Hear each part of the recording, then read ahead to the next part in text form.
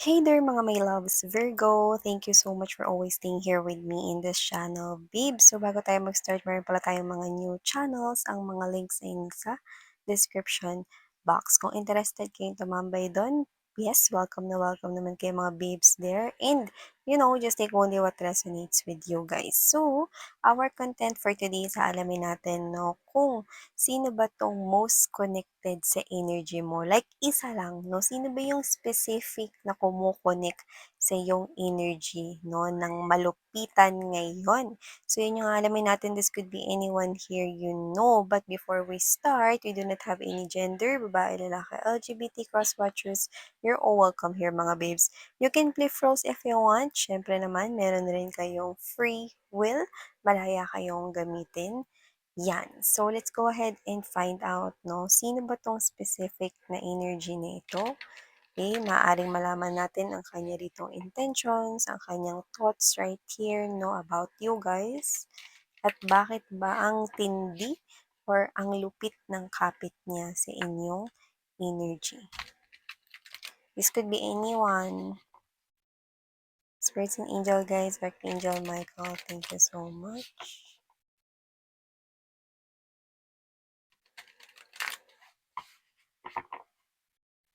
Who is this person most connected with Virgo?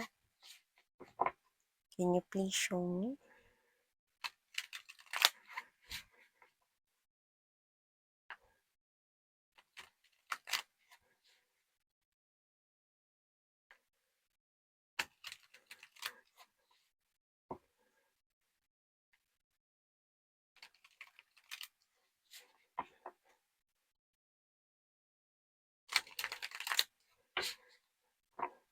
Okay, so ilatag na muna natin lahat bago natin tuluyang i-read ang mga messages from here, Virgo.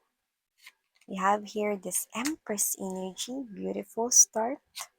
Also have here the Day of Coins energy. The Fool right here. Nine of Swords. Ooh. The Magician. The Page of Pentacles energy. The Sun. The Lovers. The Knight of Swords. Yes. Let's put it here. Eight of Cups in the Hierophant. So, kung sino man to, nakikita ko rito na meron siyang sinisimulang bago, pwedeng bagong negosyo, bagong trabaho, bagong pagkakakitaan. Pwede rin naman na kung sino siya, pwede na rin siya rito may trabaho, no? At kung may trabaho man siya, mataas yung posisyon niya doon. So, pwedeng boss niya ito, no, or someone here na pwedeng may trabaho din, mayroon ring negosyo. Okay? So, meron siya sinisimulang bago ngayon. Yun yung nakikita ko rito, no? At pwedeng, kung may negosyo na siya, no, pwedeng may dinadagdag siyang another branch, another shop, or boutique, mga ganyan. Or kung siya naman rito, no, ay may trabaho, no, nakita ko rito na meron pa siya ritong ibang posibleng sinisimula, no, at maaring ito ay pagkakakitaan din, no? So, yung iba sa inyo, mataas na tao ito. Yung iba CEO or pwedeng siya yung may-ari ng kumpanya na yan. Yung iba naman, pwedeng hindi siya yung may-ari pero may posisyon siya, no?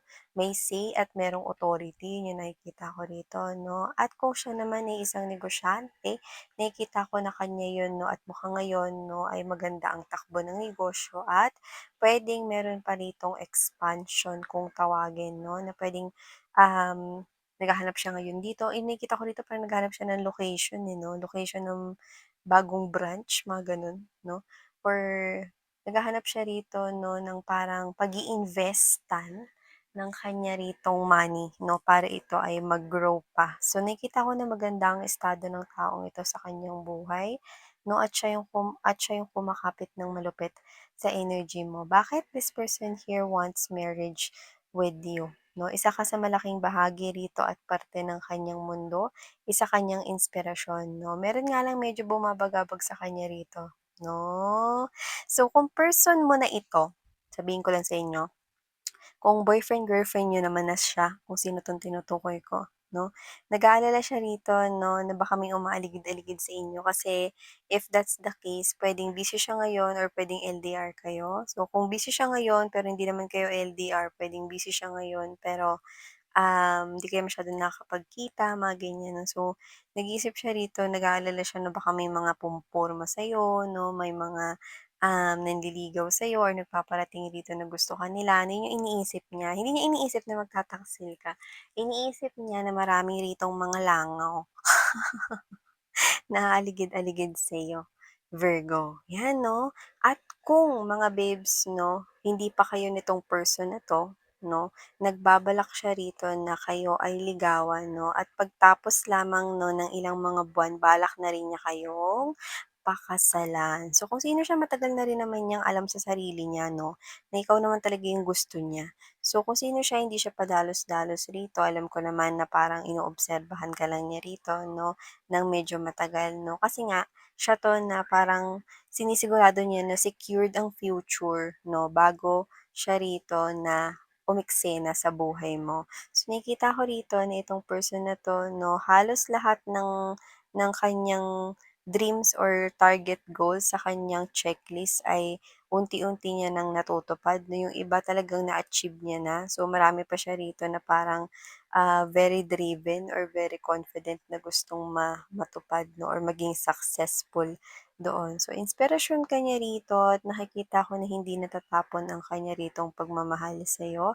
This person here, ikaw ang kanya ritong only sunshine 'no, and you brighten this person's day.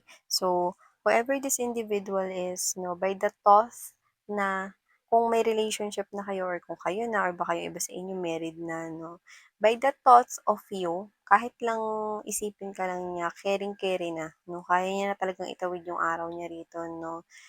By the thought of, ikaw yung kanyang person, 'yan, 'no? Like wala na siya ritong ibang, ibang kailangan pa, 'no? Pero gusto niya pa rito na parang abutin pa yung iba niyang mga pangarap kasi yun ay makatutulong din 'no, upang mabigyan ka niya ng mas magandang buhay.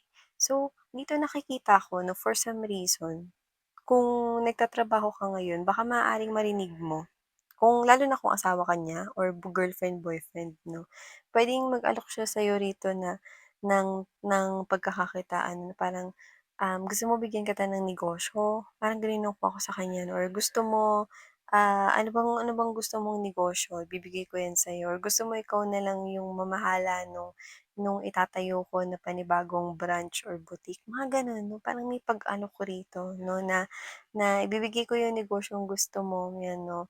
Lalo na kung ikaw ay nagtatrabaho sa iba, nangangamuhan sa iba, nakikita ko rito yun. So, kung sino man 'tong guy or woman na ito 'no, this person here wants you to own something na alam niyang pinaghirapan niya. And this person here, hindi para pagmukhain na mayabang siya or what 'no, or para maliitin ka, hindi gano'n 'no. This person here wants to give the world to you. Kaya nga siya rito nagsusumikap. This person here, ang pangarap niya is to be rich, 'no? Ang yumaman, to be wealthy right here, 'no? Para ialay sa kanyang one and only person at walang iba kundi ikaw, 'no? Isa sa mga pangarap niya rito ay ang makapag-travel kayo, 'no? Sa mga dream vacations or destinations niya, 'no? Meron siya ritong mga iniisip na mga bansang pupuntahan, like bansa yun, 'no? Iba-ibang bansa gusto ka niyang dalhin dun 'no, gusto ka niyang makasama dun 'no, yun nakikita ko rito, Virgo 'no. Bata pa lang siya 'no, malaki na yung pangarap niya rito at bata pa lang siya matured na rin siya 'no, na alam niya sa sarili niya na habang bata siya kailangan, i-invest niya pag-invest-an niya yung sarili niya, i-invest niya yung oras niya sa may kabuluhan 'no. Nag-aral siya, nagsumikap 'no, nilaan niya yung oras niya sa mga may sense na bagay 'no. So, nakita ko rito na bata pa lang, may pangarap na 'to 'no. At saka nakita ko na palaki rin siya rito talaga ng kanyang mga magulang. Yung iba laki sa ano, sa lolo't lola nila, 'yan 'no. So, whatever the case may be, I don't know why I'm picking up 'no, na yung iba sa mga parents nito ay, nagtatrabaho sa ibang bansa, OFW or overseas worker. So, whatever the case may be, just take how this resonates.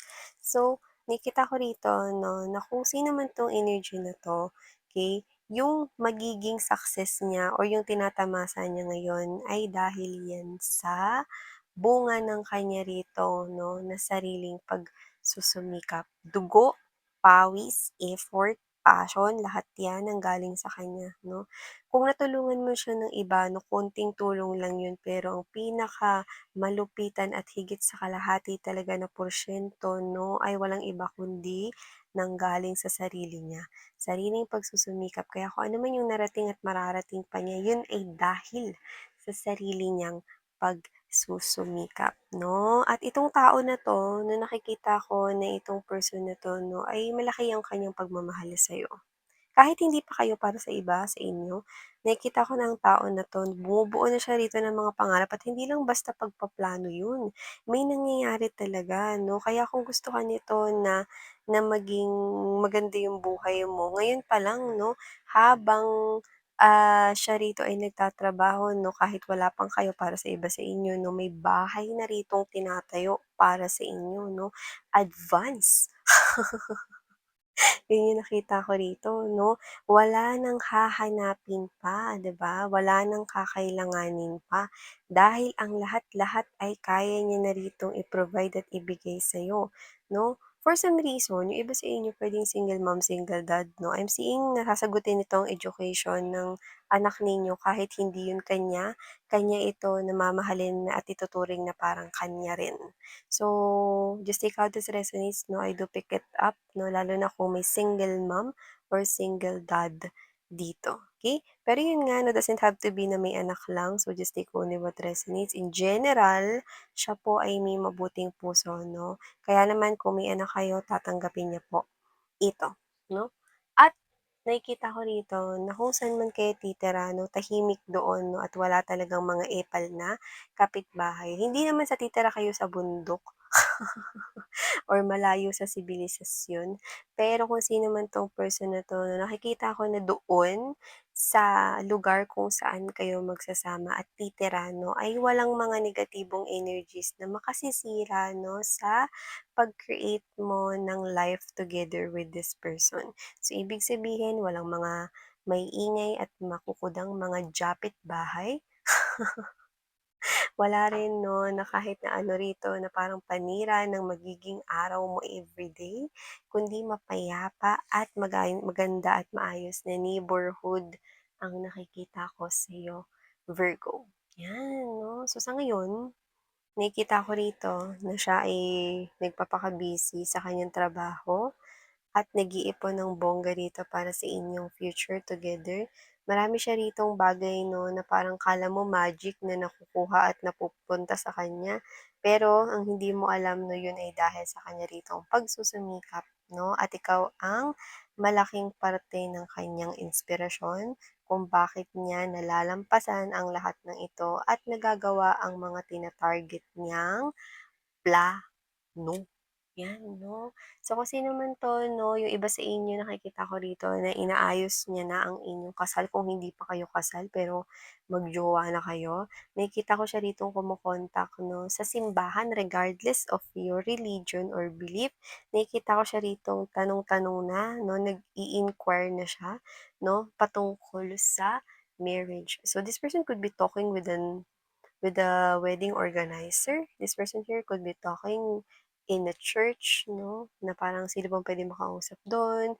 Ano ba yung mga pwedeng requirements, no? Pag kinasal, no? So, may ganun tayong nakukuha. So, nagpaplano na talaga siya to settle down with you, Virgo. Ang taray!